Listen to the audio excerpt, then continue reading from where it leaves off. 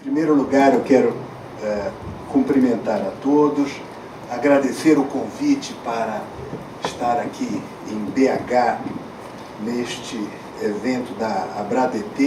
20 anos é um negócio que às vezes a gente toma alguma surpresa. O Estevão estava falando, de vez em quando ele olha e diz, pô, mas desde 96 eu já escrevi isso, 20 anos de Abradt, parabéns a todos.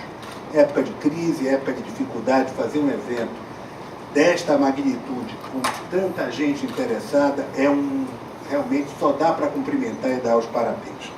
Parabéns a todos, parabéns ao professor Sacha e à nossa Isabel, que é a grande homenageada deste evento. Acho que é uma homenagem mais do que necessária, mais do que merecida, e realmente eu já tive a oportunidade pela manhã de ver isso pessoalmente a ela, é alguma coisa que é um reconhecimento de um dado de fato, ou seja, uma das maiores expoentes do direito tributário no Brasil. Então, tudo excelente.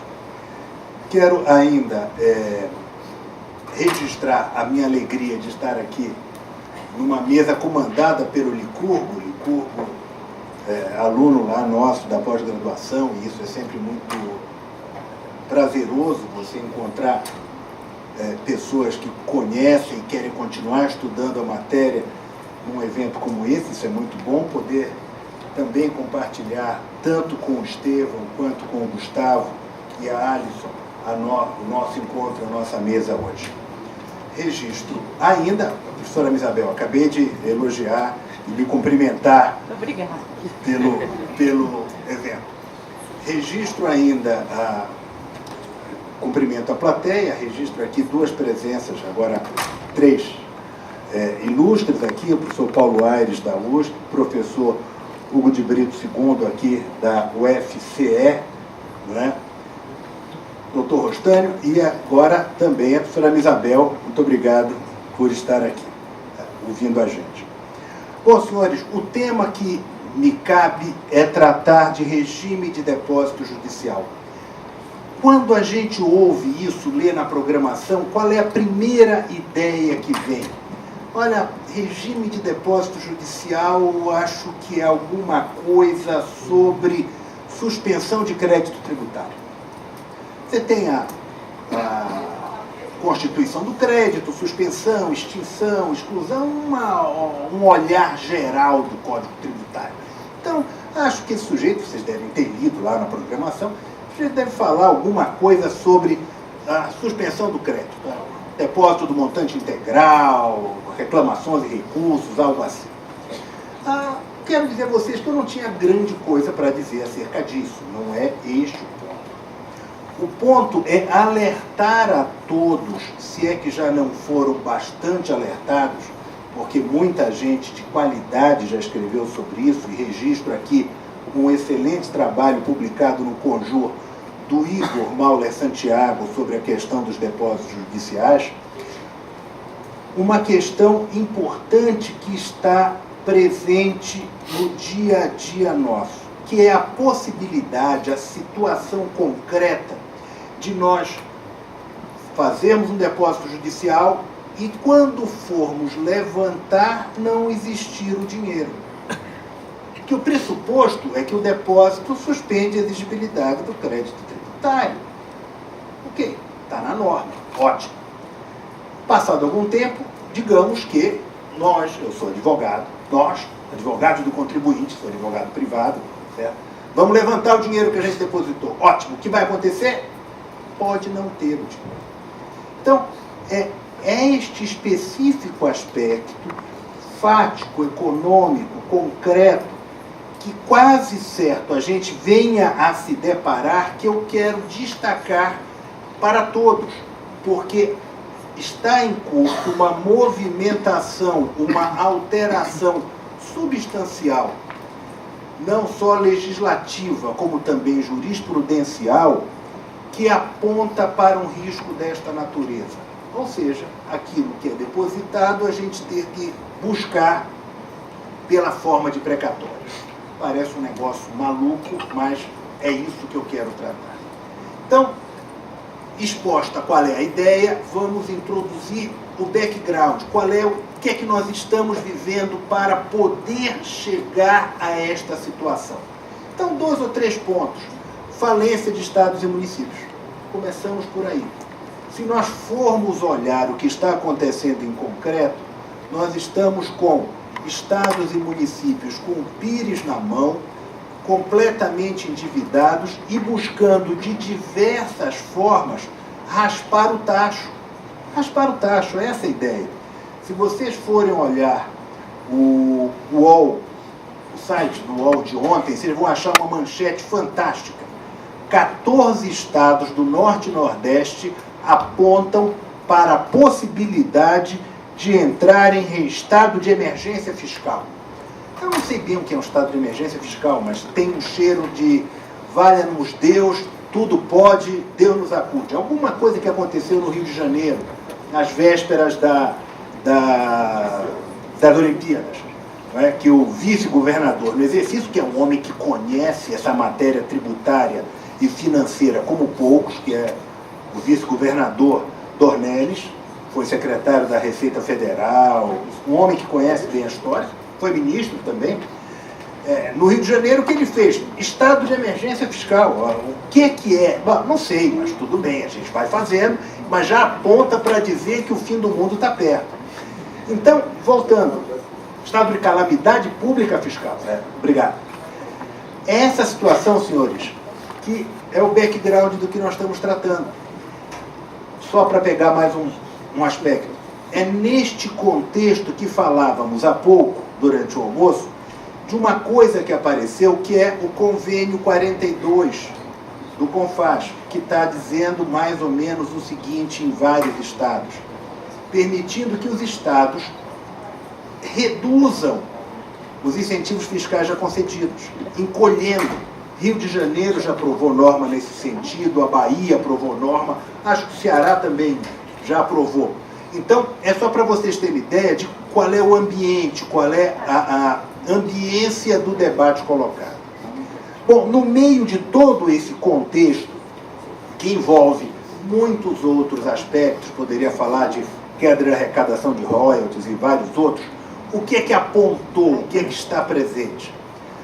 Foi editada uma lei complementar de número 151, que vai dizer mais ou menos o seguinte: os estados e os municípios podem levantar o que tiver sido depositado em até 70% para pagamento de precatórios em atraso, despesas de capital ou fundos de previdência, e 10% para abastecer um fundo garantidor de parcerias público-privadas.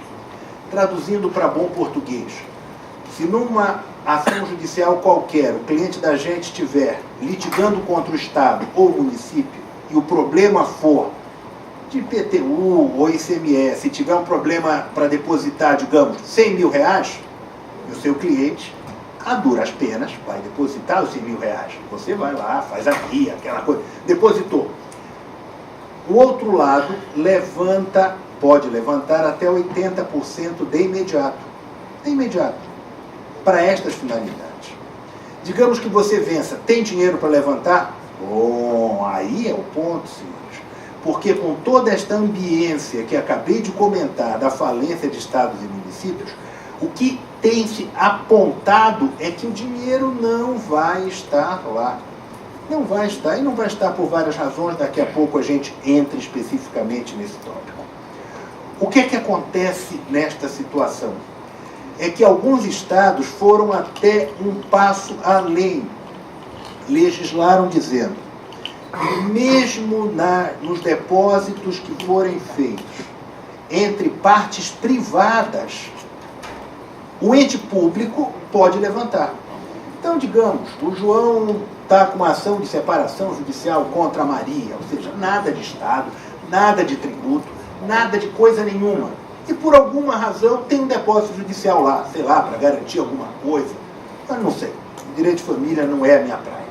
Mas, de todo modo, só para entender, numa situação dessa, o ente público pode levantar até 80% do que tiver sido depositado. Ou seja, existe Estado a Estado, uma variação muito grande de possibilidades para regular esta matéria. E é aqui que eu aponto o problema. O que é que os dados dizem? Os dados indicam que existem mais de 21 bilhões de reais estocados em depósitos judiciais só contra estados e municípios, não estamos falando nem das partes privadas. E serão liberados para os entes públicos cerca de 1,6 bilhão ao ano, todos os anos.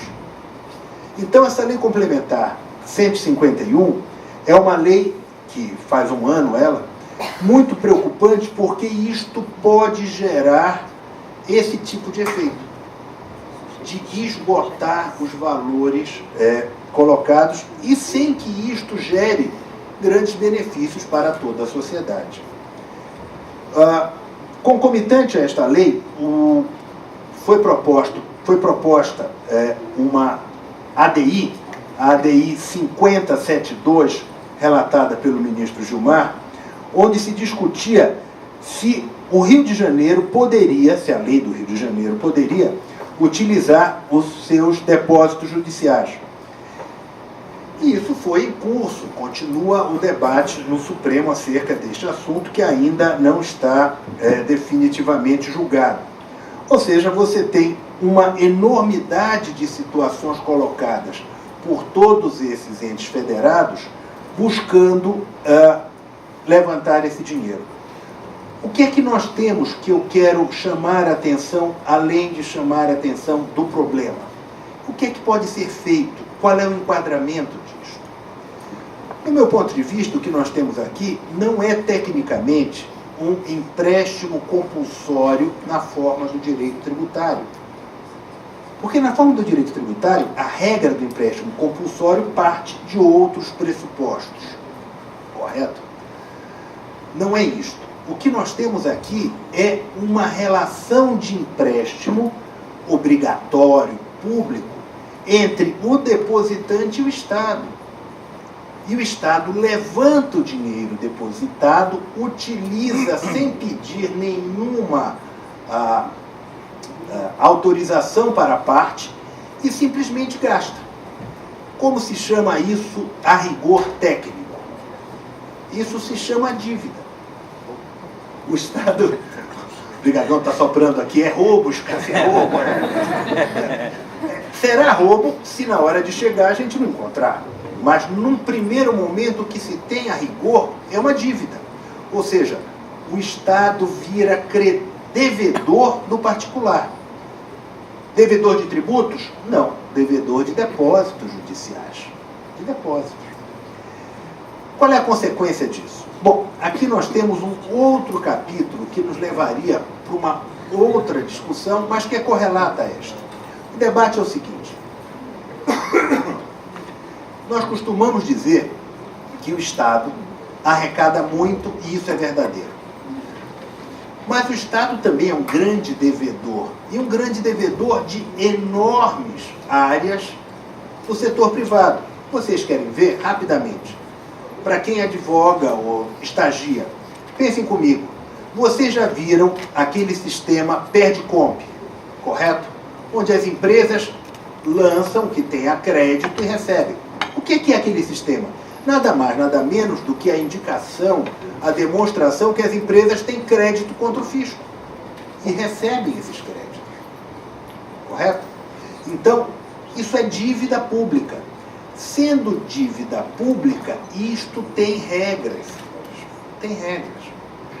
Se nós formos ao artigo 167, inciso 3º da Constituição, encontraremos lá uma regrinha que vai dizer mais ou menos o seguinte: o Estado, lato sensu, Estado, União, município, poder público, não pode se endividar para gastar com despesas correntes.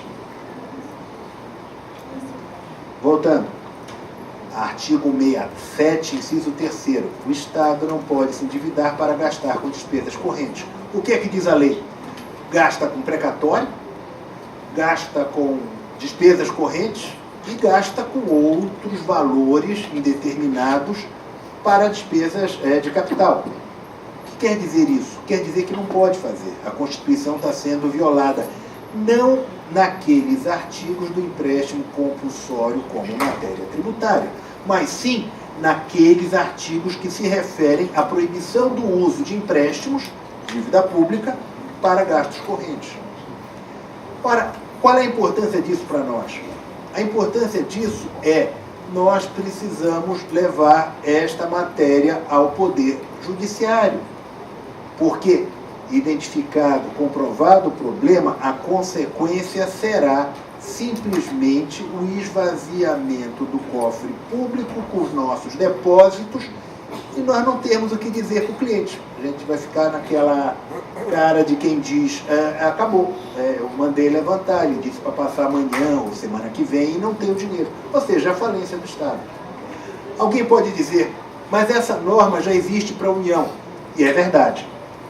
Se nós formos olhar, a União tem uma regra exatamente neste sentido, que eu, claro, não vou achar aqui a lei. Está aqui. Lei 9703/98, que já foi identificada como constitucional pela ADI 1933, tá certo? Que teve como relator o ministro Eros Grau. Qual é o problema? É que aquilo tratou da União e não dos entes subnacionais. E a União tem um perfil diferente na composição da sua dívida, porque a União tem como garantir isso porque ela tem poder de emitir moeda, o que os estados e os municípios não têm. O que é que vai acabar acontecendo, senhores? Mais ICMS, mais IPTU, mais ISS, mais IPVA e mais PIRES na mão, pedindo dinheiro dos entes federais. Eu não sei como é que está isso aqui em Minas Gerais, mas pelo que vejo em outros estados da federação, não é, Rostânio? São Paulo está de PIRES na mão há muito tempo, e olha que os caras não têm pouca arrecadação lá de ICMS, não. Então, senhores, só para passar a vocês a ideia de que não serve como paradigma a decisão para a União. A lógica é trabalhar num sistema federativo e identificar que não é possível, não dá para usar esta decisão para estados e municípios, porque eles simplesmente não emitem moeda e não terão dinheiro suficiente para cumprir o que devem. Precisa destacar um aspecto, mais uma vez para os advogados, importante para fim de litigância.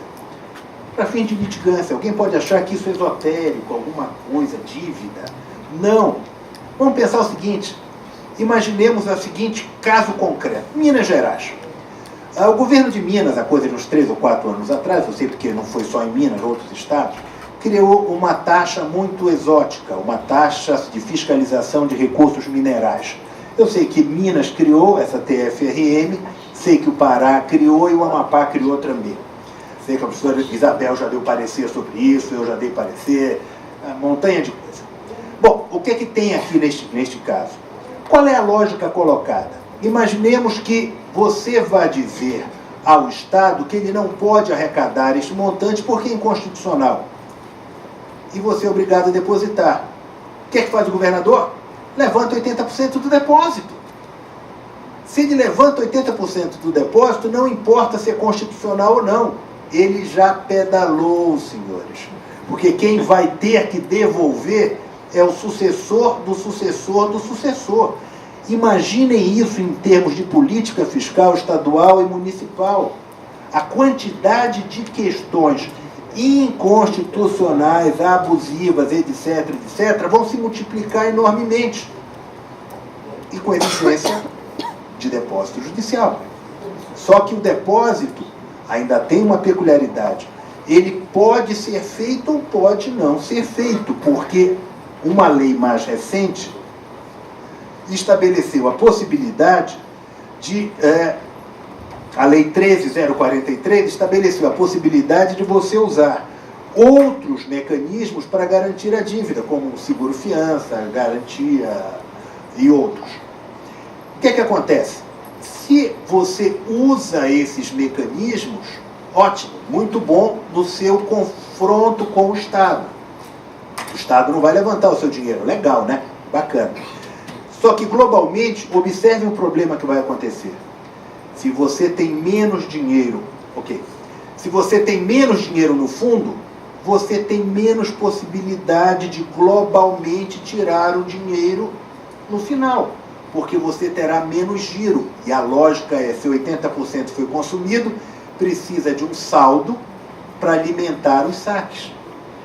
Em resumo, isso me parece um saque. Acho que essa é a melhor ideia. Tem uma sacada aqui de tirar dinheiro de quem está litigando contra o fisco. Qual é o problema? O problema é que isto vai nos levar a uma falência ainda pior. Tá certo? Porque nós estamos adiando o problema. É aquilo que falávamos de pedalada. Isto é uma pedalada. Como não pagar precatório é uma pedalada, como também uma pedalada não devolver dinheiro, ICMS, para os exportadores, senhores. Quer dizer, isso sequer é registrado como dívida dos estados. Em resumo, o que se tem é uma dívida não financeira que não é registrada e que também nenhum estado tem interesse em fazer, em devolver. Para fins tributários, qual é a importância? A importância é que a gente corre o risco de não ver o dinheiro devolvido. Fico pensando, nós temos alguns colegas, claro, ninguém aqui faz isso, mas nós temos alguns colegas que sempre fazem honorários de êxito a partir da vantagem econômica e mensuram a vantagem econômica pelo montante que é levantado. Vocês já imaginaram o problema? Em resumo, nós temos um problema colocado, senhores. Nós temos um problema posto. Esta lei, a meu ver, é inconstitucional, não pelos argumentos que têm sido debatidos, que têm sido colocados, até porque os principais interessados são os entes subnacionais, estados, municípios, etc., que querem tirar o dinheiro hoje, já, agora, tá certo? E os seus sucessores que cuidem do assunto. O principal interessado somos nós, difusamente representados, sem nenhuma voz no meio do que está sendo debatido. Seja na ADI, que eu mencionei, 5072, seja nas diversas outras que se discute lei estadual, 5072, 5353, 5365, dentre várias outras. Está sendo um debate federativo. Nós estamos esmagados, nós, advogados do contribuinte e contribuintes no meio desse debate. É isso que é importante destacar para vocês, porque aqui nós temos uma situação muito grave e que envolve também, senhores, os municípios. Ou seja, discutir PTU com o município de Belo Horizonte corre o risco de você também não ver o dinheiro ser levantado, o dinheiro ser colocado. Em síntese, esta é a ideia que nós temos que combater, porque nós não estamos devidamente representados nesse debate. Quem está representado são os diversos fiscos estaduais, municipais, federais, cada qual puxando a brasa com a sua sardinha, quando o principal problema é o problema do contribuinte. Já dizia um grande escritor mineiro, João Guimarães Rosa, lá no comecinho do Grande Sertão, ele dizia que viver é perigoso. Eu quero lhes dizer que é cada vez mais perigoso a gente advogar contra o poder público neste país. Obrigado.